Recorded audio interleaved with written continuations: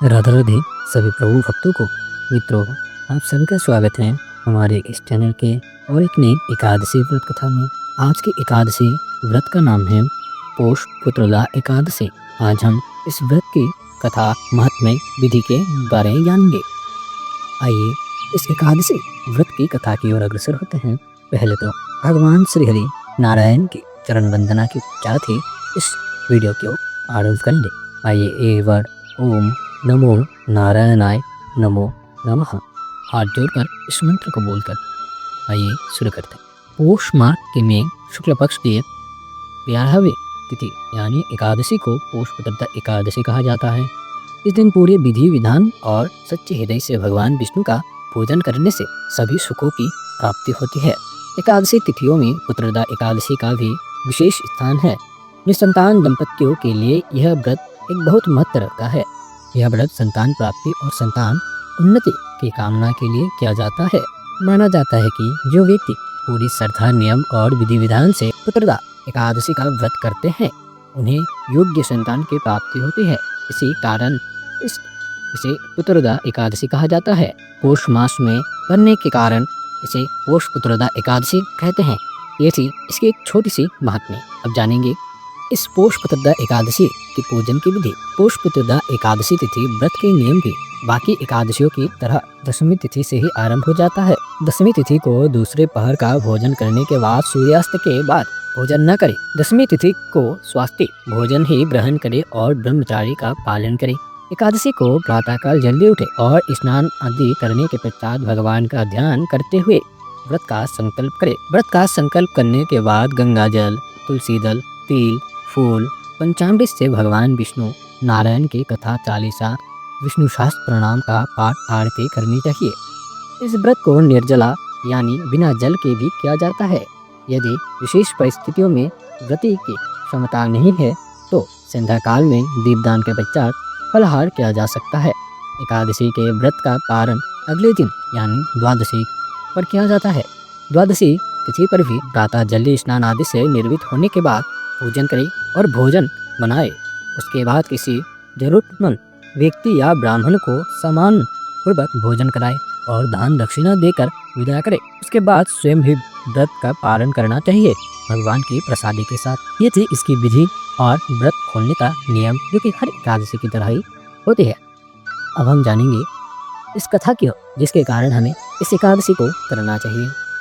एक समय महाराज युधिष्ठिर ने पूछा, हे भगवान, आपने सफला एकादशी का महत्व बताकर बड़ी कृपा की।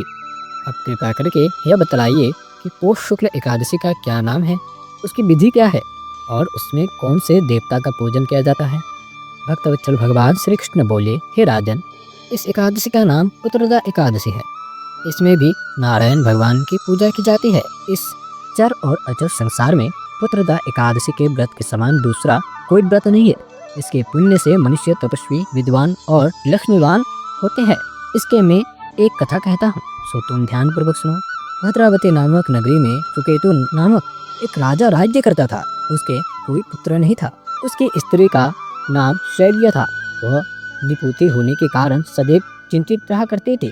राजा के पितर भी रो रो कर पिंड लिया करते थे और सोचा करते थे कि इसके बाद हमको कौन पिंड देगा।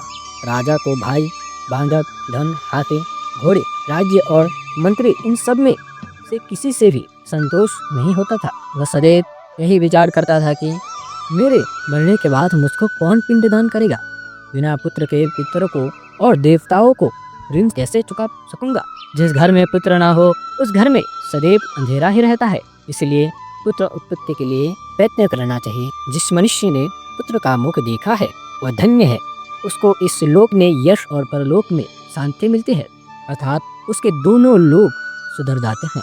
पूर्व जन्म में किए हुए कर्म से ही इस जन्म में पुत्र, धन आदि प्राप्त होते हैं। राजा इसी प्रकार रात दिन चिंता में लगा रहता था। एक समय तो राजा ने अपने शरीर को त्याग देने का निश्चय किया, परंतु आत्मघात को महान पाप समझकर उसने ऐसा नहीं किया। एक दिन राजा ऐसा ही विचार करता हुआ अपने घोड़े पर चढ़कर वन को चल दिया तथा पक्षियों और वृक्षों को देखने लगा। उसने देखा कि वन में मृग, व्याघ्र, सुअर, सिंह, बंदर, सर्प आदि सब भ्रमण कर रहे थे। हाथी अपने बच्चों और हाथियों के बीच घूम रहा था। वह इन वन में कहीं तो हीलर अपने कर्कश स्वर में बोल रहे थे, कहीं उल्लू ध्वनि कर रहे हैं। वन के दसों दिशाओं को देखकर राजा सोच विचार में लग गया। इस प्रकार आधा दिन बीत गया। वह सोचने लगा कि मैंने कई यज्ञ किए, ब्राह्मणों को स्वादिष्ट भोजन से तृप्त किया, फिर भी मुझको दुख प्राप्त हुआ क्यों? राजा प्यास के मारे अत्यंत दुखी हो गया और पानी की तलाश में इधर उधर फिरने लगा। थोड़ी दूर पर राजा ने एक सरोवर देखा।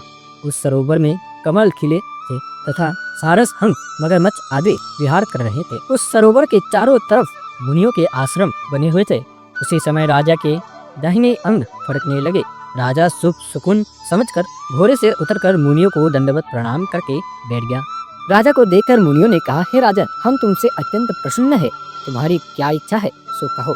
राजा ने पूछा, महाराज, आप कौन है और किसके लिए यहाँ आए हैं, कृपया करके बताइए। मुनि कहने लगे, हे राजन, आज संतान देने वाली पुत्रदा एकादशी है। हम लोग विश्वदेव हैं और इस सरोवर में स्नान करने के लिए आए हैं। यह सुनकर राजा कहने लगा कि महाराज, मेरी भी कोई संतान नहीं है। यदि आप मुझ पर प्रसन्न हैं तो एक पुत्र का वरदान दीजिए। मुनि बोले, हे राजन, आज पुत्रदा एकादशी है, आप अवश्य ही इसका व्रत करें। भगवान की कृपा से अवश्य ही आपके घर में एक अत्यंत सुंदर तेजस्वी पुत्र का जन्म होगा। मुनि के वचन को सुनकर राजा ने उसी दिन एकादशी व्रत किया और द्वादशी को उसका पालन किया। इसके पश्चात मुनियों को प्रणाम करके महल में वापस आ गया। कुछ समय बीतने के बाद रानी ने गर्भ धारण किया और 9 महीने के पश्चात उनके एक पुत्र हुआ। वह राजकुमार अत्यंत शूरवीर, यशस्वी और प्रजापालक हुआ। श्री कृष्ण बोले, हे राजन, पुत्र की प्राप्ति के लिए पुत्रदा एकादशी का व्रत करना चाहिए। जो मनुष्य इस महात्म्य को पढ़ता या सुनता है उसे अंत में स्वर्ग की प्राप्ति होती है। ये थी आज की एकादशी व्रत की कथा, जो कि आप अपने परिवार के साथ, अपने संतानों के साथ इस एकादशी व्रत को जरूर करना चाहिए, जिससे आपके वंश, आपकी पितरों को शांति एवं उनको पिंड हमेशा मिल सके। और इस वीडियो में बताई गई विधि के अलावा भी आपको स्क्रीन पर शायद कुछ ऐसे नियमों को दिखाई दे रहे होगी जिसका आपको ध्यान में रखना है। हम मिलेंगे किसी और एक नई एकादशी व्रत कथा में। आज की एकादशी व्रत को यही कर समाप्त करते हैं। यदि आपको वीडियो अच्छी लगती है तो इस वीडियो को लाइक करके चैनल को सब्सक्राइब कर लीजिएगा। आपको आने वाले समय में ऐसे ही एकादशी व्रत के विषय में जानने को मिलेंगे। हरे कृष्ण, जय सिया राम, जय राधे श्याम।